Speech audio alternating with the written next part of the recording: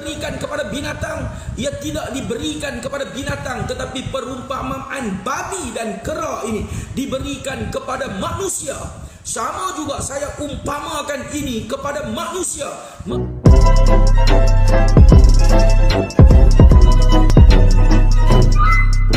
Halo guys, berjumpa lagi bersama Ray TV. Sebelum kita mulai, alangkah baiknya kalian tekan tombol subscribe dan jangan lupa kalian aktifkan tombol loncengnya agar kalian dapat notifikasi video selanjutnya. Langsung saja kita mulai. Check it out. Ini ada Ustadz orang Malaysia guys yang ngata-ngatain orang Indonesia haram binatang. Ya walaupun orang itu salah, sebenarnya Ustadz ini nggak pantas ngomongin orang itu sampai haram sampai binatang. Ini dia guys videonya. Tak adakah pendatang-pendatang haram daripada negara-negara di semua. Tetapi yang terpaling hero, yang terpaling pandai, yang terpaling cerdik baru-baru ini, mereka sembunyi di dalam tong-tong ikan di pasar Selayang. Ini adalah daripada kalangan Konoha. Ini adalah daripada kalangan warga negara Indonesia. Kenapa berlaku begini? Kenapa pendatang-pendatang haram, warga-warga asing daripada Indonesia yang rasa terpaling untuk respon isu ini? Apa masalahnya? Kita mau beritahu pemalas seperti kerbau. Ini kita beritahu, ini kiasan-kiasan bahasa. Ini bangsa Melayu duduk di Malaysia, kita bercakap di Malaysia, di bumi Malaysia kita bercakap kiasan. Ini pemalas, ini malas seperti kerbau. Ini tidak boleh duduk diam seperti monyet. Ini semua kiasan-kiasan yang kita bagi tahu. Sebab tengok orang sunyi, ya Allah, ya Tuhanku, tolonglah ya Allah, tengoklah kami sikit ya Allah. Tengok, kalau kedai dua tutup, mana ada nampak kami ni. Saya belakang. Nah, Ustaz Sopyan sudah tengok sendiri video kan? Orang Malaysia saja mengeluh. Tanpa adanya warga asing, mereka berniaga pun sepi, tak ada konsumen. Bagaimana cara menanggapi ini? Ustaz Sopyan sudah kaya ke? Jika Ustaz Sopyan sudah kaya, bantulah warga Malaysia yang merasa kesusahan, yang kehilangan konsumen. Semua pajak apapun pasti naik. Tanpa warga asing, berniaga apapun sepi. Pasal warga asing di sini pun cari uang, mereka pun di sini pun tidak free. Ini pasal Ustadz ini, Ustadz punya pasal ini. Tak patut lah kau ini, tak ada baik lah. Masih mending you tak payah jadi Ustadz. Tapi bahasa you sendiri tak ada manusiawi. Banyak keluhan orang Malaysia. Sekarang bagaimana menanggapi ini Ustadz?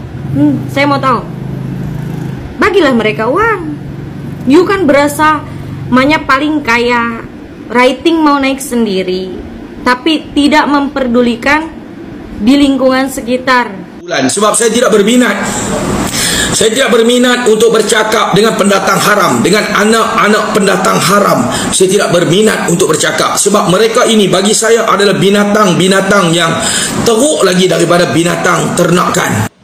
Assalamualaikum, Ustaz Sopyan dari Malaysia. Jadi saya mau menanggapi perkataan Pak Ustaz. Jadi tentang Bapak bilang binatang haram. Sebenarnya itu bukan binatang Pak Ustaz. Dia juga sama seperti kita manusia mencari makan di sana.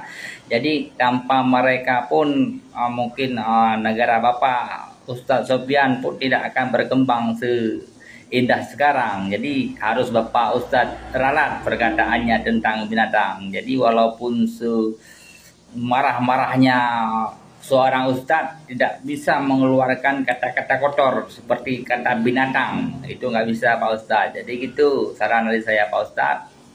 Kalau misalnya pun mereka salah, kita kan semua negara kan punya hukum Pak Ustadz, ya kan? Jadi segitu aja Pak Ustadz dari saya. Halo, selamat siang buat Gus Pika. Putuskan saja hubungan dalam bentuk apapun dengan Malaysia, habis perkara. Jika Malaysia memutuskan hubungan dengan Indonesia, Malaysia akan gelap gulita. Paham tak Gus? Otak pakai.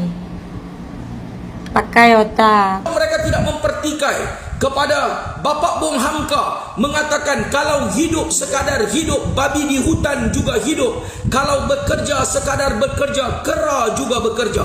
Ini perumpamaan babi dan kera ini diberikan kepada siapa? Adakah diberikan kepada binatang? Ia tidak diberikan kepada binatang, tetapi perumpamaan babi dan kera ini diberikan kepada manusia. Sama juga saya umpamakan ini kepada manusia.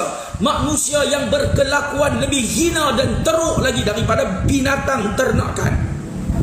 Coba bayangkan, binatang ternakan ini ada surat lahirnya, ada bapa dan ibunya, ada keturunannya, ada baka dan jenis daripada mana. Ini binatang ternakan, semua ada dokumen. Lembu yang nak dikorban juga ada dokumen, ada surat, ada permit. Tetapi pendatang-pendatang haram ini langsung tidak mempunyai dokumen. Sebab itu mereka masuk melalui pintu belakang dan keluar melalui pintu belakang. Tidak ada dokumen dalam negara. Hidup merempat, menyusahkan rakyat, mencuri hak-hak kerajaan, mencuri hak-hak rakyat. Mereka inilah perompak-perompak yang kita harus bongkarkan isu ini, tuan-tuan.